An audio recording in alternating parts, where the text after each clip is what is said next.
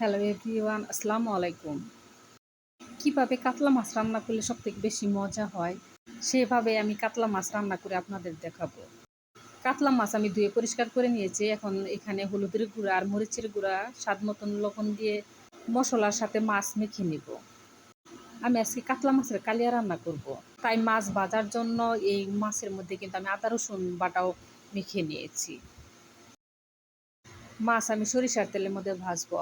আর এই কাতলা মাছের কালিয়া রান্না করতে কিন্তু অবশ্যই সরিষার তেল লাগবে। মাছ ভাজা হয়ে গেছে, চামচ দিয়ে আমি মাছ ভাজা উঠিয়ে নেব। প্যানের মধ্যে আমি আবারও সরিষার তেল দিয়ে দিব। তেলের মধ্যে দিয়ে দিব 2টা তেজপাতা, দারুচিনি, সাদা এলাচ দিয়ে এখন আমি তেলের মধ্যে ভেজে নিয়ে এখন দিয়ে দিব 1 চামচ আদা রসুন বাটা।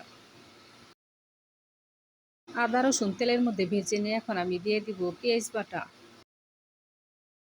কাতলা মাছের কালিয়া রান্না করতে অবশ্যই কিন্তু পেঁয়াজ বেটে তারপরে দিতে হবে। মাছ ভাজার সময় আমি মশলা দিয়েছি, তাই এখন আমি অল্প অল্প করে মশলা দিব। দিয়ে দিব আমি সামান্য একটু লবণ, সামান্য একটু শুকনো মরিচের গুঁড়া, 1/2 চামচ ধনিয়ার গুঁড়া, 1/2 চামচ জিরার গুঁড়া আর সামান্য একটু হলুদের গুঁড়া। মশলা আমি ভালো করে কষিয়ে নিয়ে এখন আমি ভেজে রাখা মাছগুলো দিয়ে দিব।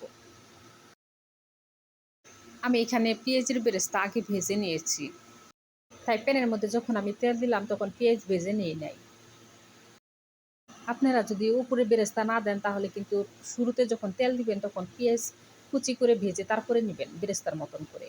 মাছের মধ্যে আমি দিয়ে দিব 3-4টা কাঁচামরিচ আর টক দই দিয়ে মশলা কষিয়ে নিয়ে এখন আমি পানি দেব।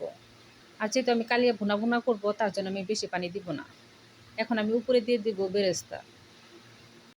এখন আমি উপরে দিয়ে দিব 1 চামচ ঘি। ঘি কিন্তু অবশ্যই দিতে হবে, তাহলে দেখবেন যে রান্নাটা কত খেতে মজা হয়।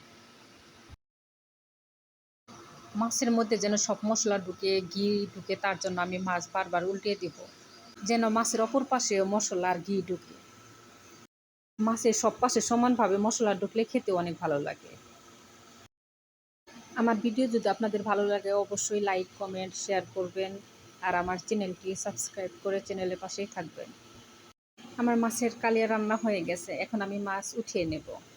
দেখেন কত সুন্দর একটা কালার আসছে আর খেতেও অনেক মজা হয়েছিল। এই কাতলা মাছের কালিয়া কিন্তু গরম গরম ভাতের সাথে খেতে বেশি ভালো লাগে। সবাই ভালো থাকবেন, আমাদের জন্য দোয়া করবেন। আল্লাহ হাফেজ।